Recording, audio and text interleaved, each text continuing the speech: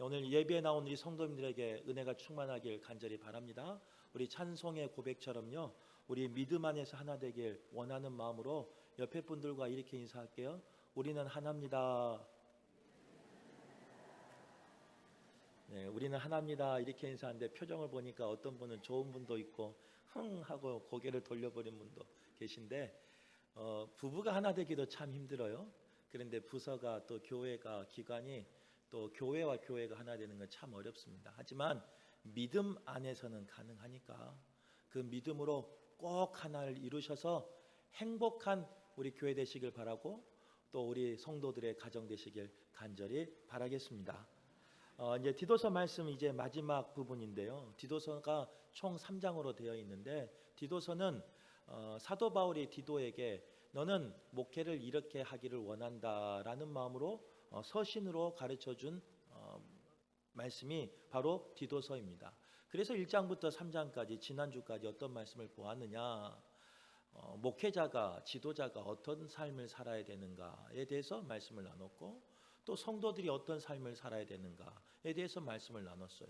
그리고 교회 안에서는 어떤 신앙생활을 해야 하는가, 이제 더 나아가서 교회 안에서만 신앙생활하는 것이 아니라 그 믿음을 가지고 그 충만함을 가지고 세상에서 나아가 성숙한 그리스도로 살기를 원하는 그 마음이 지난주까지 나눈 말씀입니다.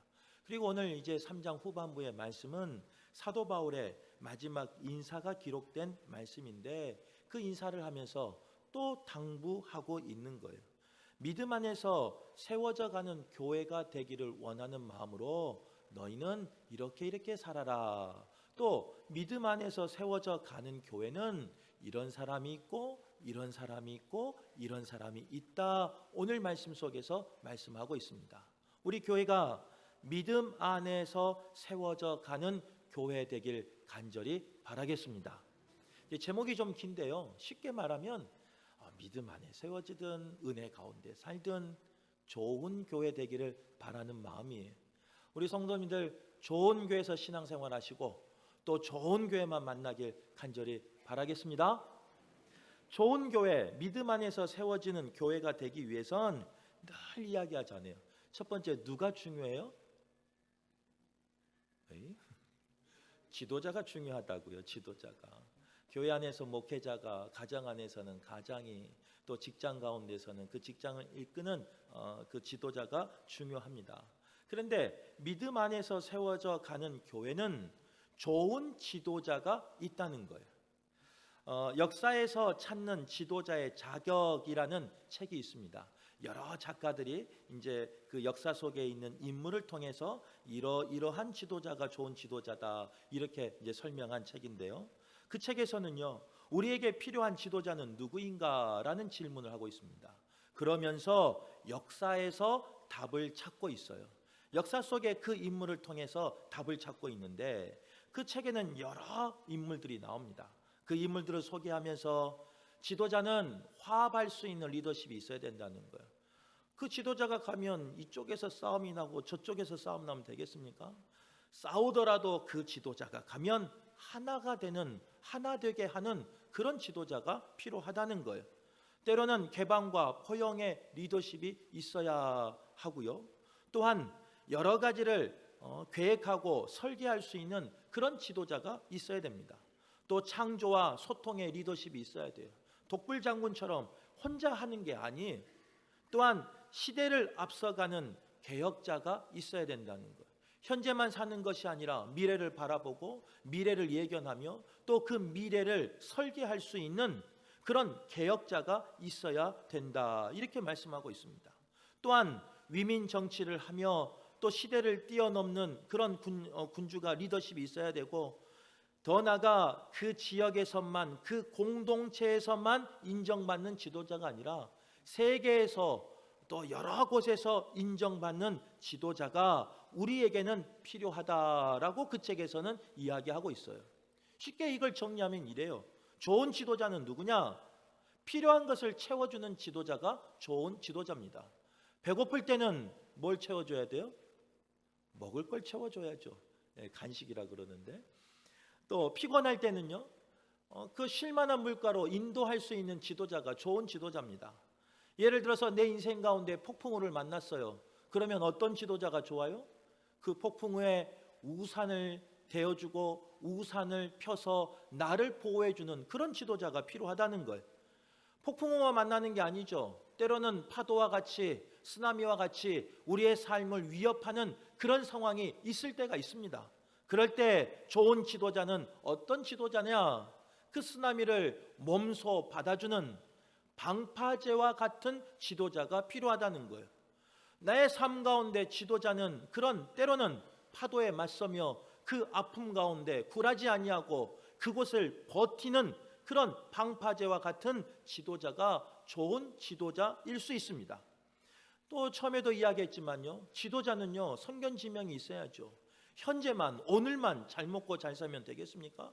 오늘만 평안하면 되겠습니까? 그렇지 않아요. 적어도 지도자라면요 1년 앞을, 수년 앞을, 수십 년 앞을 예견할 수 있어야 돼요. 예견만 해서 되겠습니까? 준비하며 대비하며 그 속에서도 어떤 변화 속에서도 승리를 경험할 수 있는, 경험케 하는 승리의 개선가를 부를 수 있는 그 지도자가 좋은 지도자라는 거예요.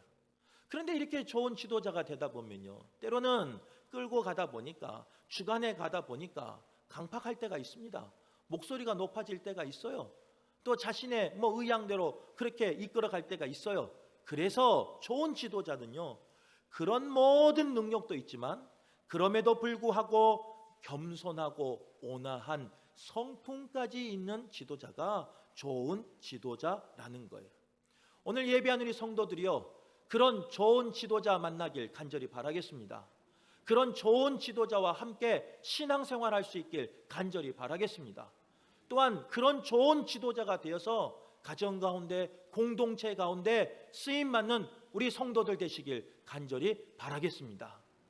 이제 이쯤 하면 또 의문이 생겨요. 야, 그러면 목사님을 내년에 바꿔야 되나?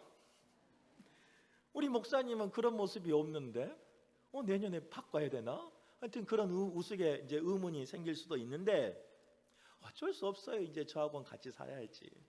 어떡해요? 그래도 우리 성도님들이 기도하셔서 사람의 성격은 바뀌진 않아요. 심리학에서. 그러나 저는 목사잖아요. 여기 계신 분 성도님이잖아요. 하나님의 능력이면, 성령님의 능력이면 성격까지 바꿔버려요. 저는 믿어요. 그래서 그 믿음을 가지고 어떻게 해요? 함께 살아야 되는데 저를 위해서 간절히 기도하셔서 하나님 저 성격까지 좀 바꿔주셔서 항상 좋은 지도자로 함께 생활할 수 있도록 기도해 주시길 간절히 바라겠습니다. 좋은 지도자는요 진리에 대한 담대한 확신이 있어야 돼요. 그런데 그 확신만 가지고 있어서는 안 돼요. 그 확신을 가르치며 때로는 오늘 본문에 보면 굳세게 말을 해라라고 분명히 이야기하고 있다는 거예요. 우리가 원하는 좋은 지도자는요 항상 내 편이 되어주고 나와 함께 있어주는 그런 지도자가 되기를 원하지만 오늘 성경에서는 좋은 지도자의 성품이 거기에서만 머무는 게 아니에요. 좋은 지도자의 자질이 거기서만 머무는 게 아니에요. 항상 좋은 이야기, 항상 위로하는 이야기, 항상 세우는 이야기, 항상 살리는 이야기를만 하는 게 아니라는 거예요. 살리기 위해선 때로는 가르칠 수 있어야 되고 살리기 위해선 때로는 굳세게 말할 수 있어야 한다. 오늘 본문은 이야기하고 있는 겁니다. 그래서 구체적으로 오늘 본문에는요 예를 들고 있는데 이단자들을 향해서 그들을 긍휼히 여기는 마음으로 권면은 할 수 있어야 돼요. 하지만 그들이 권면했음에도 불구하고 돌이키지 않을 때는요 굳센 말을 통해서 단호하게 끊어버릴 수도 있어야 한다는 거예요. 이게 좋은 지도자의 요건이라는 거예요. 그 미혹된 또 그 이단자들이요 잘못해서 우리 성도들을 미혹해서 교회를 흔들어 버릴 수도 있고요 때로는 교회 가운데 다툼과 분쟁에 휩싸일 수 있게끔 할 수 있기 때문에 때로는 아프지만 때로는 말하기 힘들지만 굳세게 말을 하며 끊을 건 끊어버릴 수 있어야 합니다. 이게 바로 좋은 지도자의 자질이라는 거예요. 이단에게만 그렇게 말하는 게 아니에요. 오늘 본문에 보면요, 어리석은 변론을 하며 족보 이야기를 하며 분쟁하며 율법의 다툼을 하는 성도에게도 굳센 말을 할 수 있어야 한다, 분명히 말씀하고 있는 거예요. 교회 안에 왜 어리석은 변론이 나옵니까? 나만 옳다 그러니까 어리석은 변론이 나오는 거예요. 상대방의 이야기를 듣지 아니하니까 어리석은 변론이 나온 거예요. 교회 안에서 왜 족보 이야기가 나옵니까? 나의 신앙이 몇 대니, 내가 무엇을 했고, 나의 신분이 뭐고 직분이 뭐고, 나는 어떤 능력이 있고, 이런 것들을 자랑한다는 거예요. 죄송하지만 그런 자랑이 있고, 그런 분쟁이 있고, 그런 변론이 있고, 그런 다툼이 있는 곳에 좋은 목회자라면 굳세게 말할 수 있어야 돼요. 아프지만 그 사람을 살리기 위해서, 그 공동체를 살리기 위해서 말할 수 있어야 돼요. 우리 성도님들은 수술해 보셨어요? 제가 그 몇 달 전에 큰 경험을 했는데요. 수술실을 깨어서 많이 다친 건 아니에요. 바이러스가 하나 들어갔는데 그걸 그냥 가만뒀더니 이게 덫이 나가지고 수술실을 깨어서 이틀에 한 번씩 들어가 봤네요. 걸어서 몇 번을 들어가서 하는데, 이 세상에 그 환부만, 그 골문 데만 이게 딱 도려내면 되겠는데 마취도 안 되는데, 이 의사 선생님, 외과 의사 선생님이요, 그 환부보다 더 크게 도려내요. 그리고 그 식염수로 기계 같은 걸로 싸서 이렇게 청소를 하는데, 이 조금만 해도 되겠더만, 저가 봐서는 멀쩡한데 그냥 그 더 큰 환부위를 잘라내고 또 그것을 씻어내고 또 그것을 꼬매놓고 이틀 뒤에 또 그것을 또 열어서 또 꼬매고 또 하고 몇 번을 했어요. 다행히 낫긴 나았어요. 그 외과적인 수술이 원래 그런 거답니다. 환부만 도려내서는 다시 재발한대요. 하지만 정확히 온전하게 완치되기를 원한다면 그 환부만 도려내서는 안 돼요. 그 환부가 곁에 있는 그 생살까지도 도려내야 완치가 될 수 있답니다. 제 말이 아니에요. 의사 선생님 말이에요. 물론 위로를 하려고 그런지 뭐라 그런지 모르겠지만 아무튼 그렇게 말씀하시더라고요. 신앙생활도 마찬가지예요. 교회 안에서도 마찬가지. 말하는 게 힘들죠. 말 듣는 게 힘들죠. 하지만 내가 살고 누군가 살아야 한다면 때로는 굳세게 말할 수 있고, 그 굳센 말을 담대히 들을 수 있는 우리 성도가 될 수 있길 간절히 바라겠습니다. 그런 좋은 지도자가 있는 교회 되길 바라고, 그런 좋은 가장이 있는 가정 되길 바라고, 그런 좋은 지도자가 있는 우리 성도들의 공동체가 되길 간절히 바라겠습니다. 또 좋은 지도자는요, 어떤 지도자냐? 혼자 일하는 지도자가 좋은 지도자가 아니, 교회를 개척한, 오늘 본문에도 보면요, 교회를 개척한 바울이 있었습니다. 바울은 교회를 개척하고요, 복음을 전하고, 그리고 짧게는 몇 달, 길게는 몇 년 만에 그 교회를 떠나고 또 개척하러 떠났어요. 그러면 누가 와서 그곳을 이제 교회를 일궈 갔느냐? 오늘 디도서 말씀 같은 경우는 디도가 와서 그 교회 안에 있는 여러 가지 문제들을 조율하면서 또 교회를 양육하면서 다스리면서 교육하기 시작했다는 거예요. 그런데 디도도 마찬가지예요. 또 여러 사역이 있다 보니까요, 그 자리를 비울 때가 있습니다. 특별히 오늘 본문에 보면 함께하는 동역자들이 나오는데 아데마, 두기고라는 이름이 나와요. 이 지도자들이 비었을 때 또 다른 지도자들이 함께 협력하는 그 교회가, 그 공동체가, 그런 지도자가 있는 곳이 좋은 교회고 좋은 지도자가 있는 곳이라는 거예요. 만약 교회도 마찬가지예요. 한 명이 독불장군처럼 해버린다면요, 좋은 곳 아니죠. 물론 모든 결정은 빠를 수 있고 모든 일 처리는 빨리 처리될 수가 있어요. 하지만 주님이 원하시는 것은 그런 게 아니에요. 나에게 주신 달란트가 있고 나에게 주신 사명이 있으면 그 사명까지 쓰임 받는 거예요. 그리고 또 다른 사명이 가진 사람이 함께 협력하는 거예요.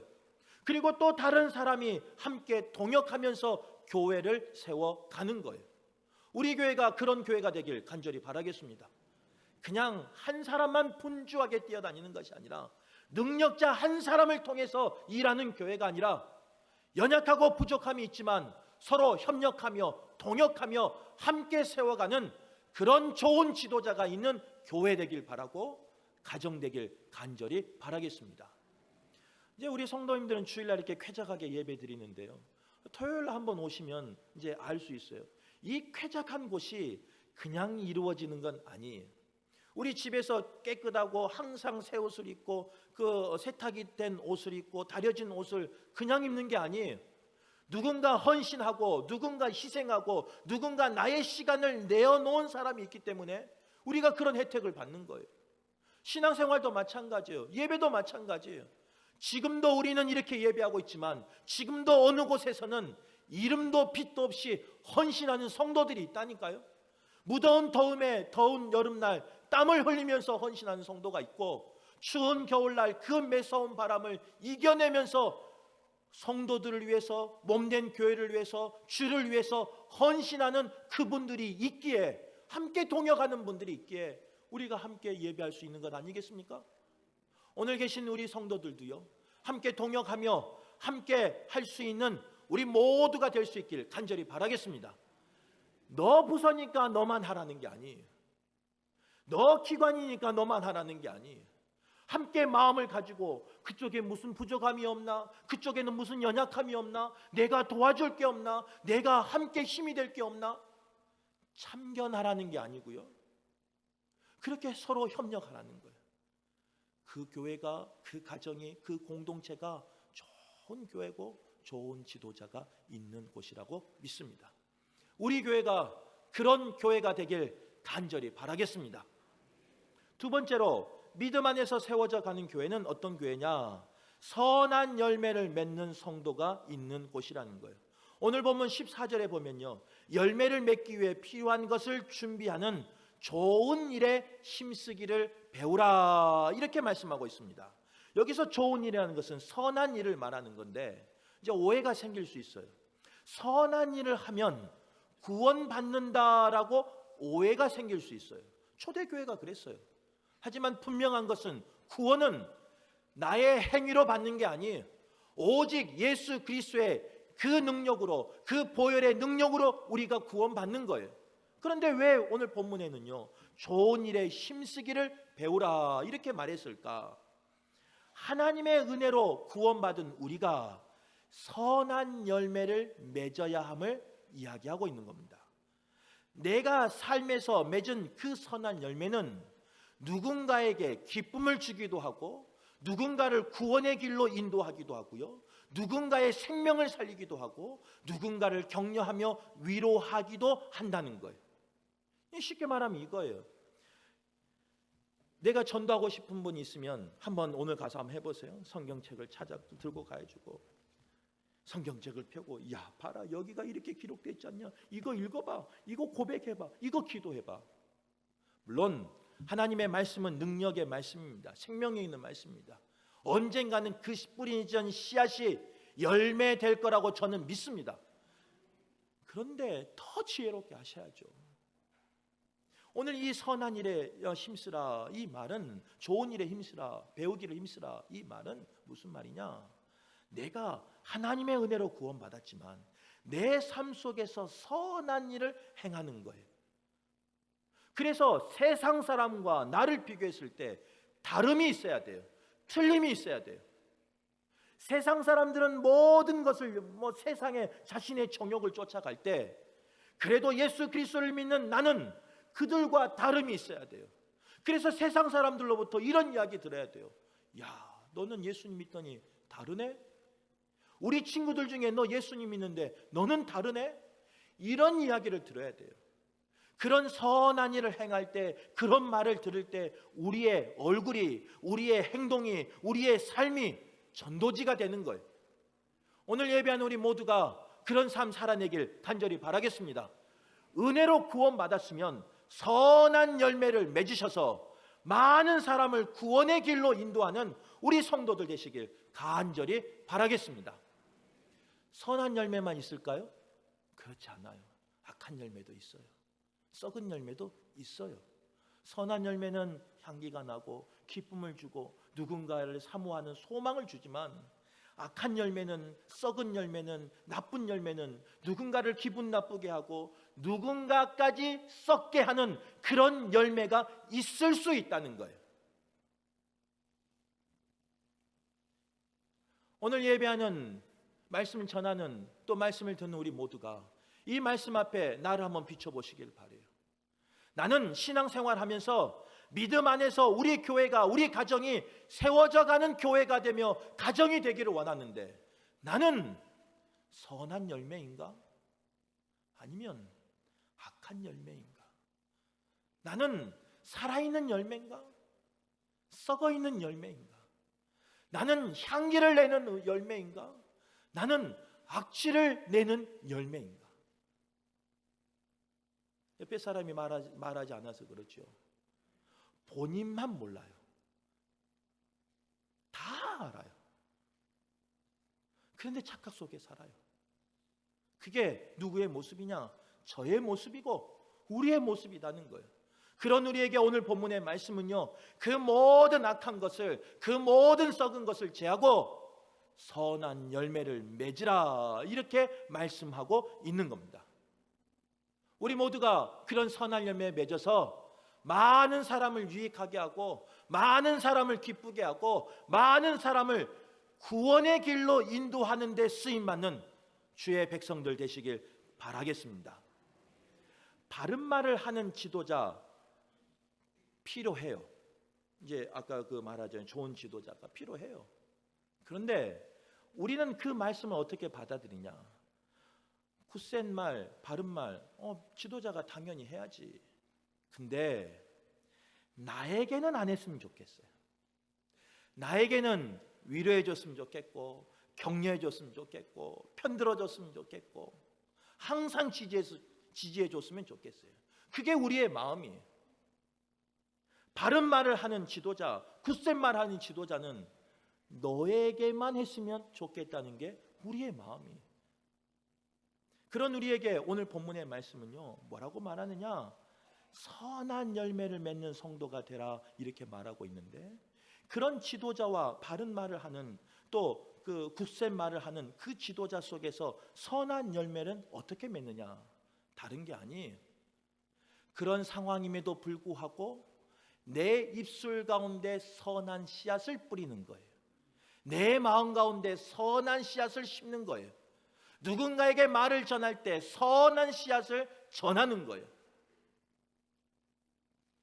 예를 들어보면 이래요. 외향적인 성격을 가지고 있는 사람은요, 야, 그렇게 밖에를 돌아다니면서 어떻게 목회를 한대? 또 반대로 내향적인 성격을 가진 사람은 그렇게 사람 앞에서 나서기지를 못하는데 어떻게 목회를 한대? 성격이 좀 부드러우면 뭐라고 하는 줄 아세요? 결단력이 없다 그래요. 성격이 좀 강하면 뭐라고 하는 줄 아세요? 독재라 그래요. 눈물이 많으면 많다고 뭐라 그러고, 눈물이 없으면 눈물이 없다고 뭐라 그러고, 목소리가 크면 크다고 뭐라 그러고, 목소리가 작으면 작다고 뭐라 그러고, 목소리가 쉬어 있으면 쉬었다고 뭐라 그러고, 또 목소리가 안 쉬면 목사가 기도도 안 한대. 꼭 저 말한 것 같아서 마음에 찔리긴 찔리지만,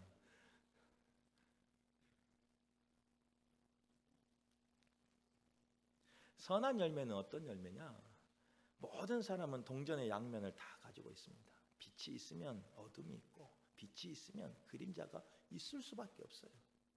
그런데 선한 열매를 맺는 성도라면, 선한 열매를 맺는 교회라면 그 가운데 좋은 것을 바라보며 좋은 것을 캐서 좋은 씨앗을 심는 사람이 선한 열매를 맺는 성도예요. 우리가 나무를 키우고 우리가 곡식을 이제 그 옆에 분들이 키우는 걸 보면요, 항상 좋은 씨만 있던가요? 그렇지 않아요. 고르고 골라서 좋은 씨앗만 내년에 잘 보관했다가 땅에 심어요. 그러면 여전히 그곳에서는 좋은 열매, 선한 열매가 몇십 배, 몇백 배가 열리는 걸 볼 수 있어요. 참 감사한 건요, 우리 교회 정말 좋은 교회예요. 왜 그러느냐, 제가 여기서 부목사 생활을 했잖아요. 이제 모르신 분도 계시지만 부목사 생활하면서 그 성도님들이 저 성격을 모르고 저의 모습을 몰라서 까먹어서 저를 다시 불러준 거예요. 지금 6년 동안 살아보니까 이제 생각이 나잖아요. 후회가 되잖아요. 후회한들 어떻게 해요? 같이 살아야지 이제는. 기도하면서. 근데 제가 부목사 생활하면서 좋은 모습만 있었겠습니까? 그렇지 않아요. 인간적인 모습도 있었고, 그때는 지금도 어린데 그때는 더 어렸어요. 그런 연소함도 있었어요. 연소함만 있었겠습니까? 지식적으로든 뭐로든 부족함도 있었고, 그런데도 불구하고 우리 금호교회는 제가 아는 우리 부서에서나 우리 교구에서나 또 교회 안에서 우리 성도들은 저를 어떻게 봐주셨느냐, 항상 좋은 것만 봐주셨던 것 같아요. 그래서 항상 좋은 씨앗만 심었던 것 같아요. 그래서 지금 결국 좋은 열매를 맺고 있는 거잖아요. 부목사 때만 그런 게 아니에요. 담임 목사도 지금 6년째 하고 있는데요. 이제 6년, 만 6년이 지났잖아요.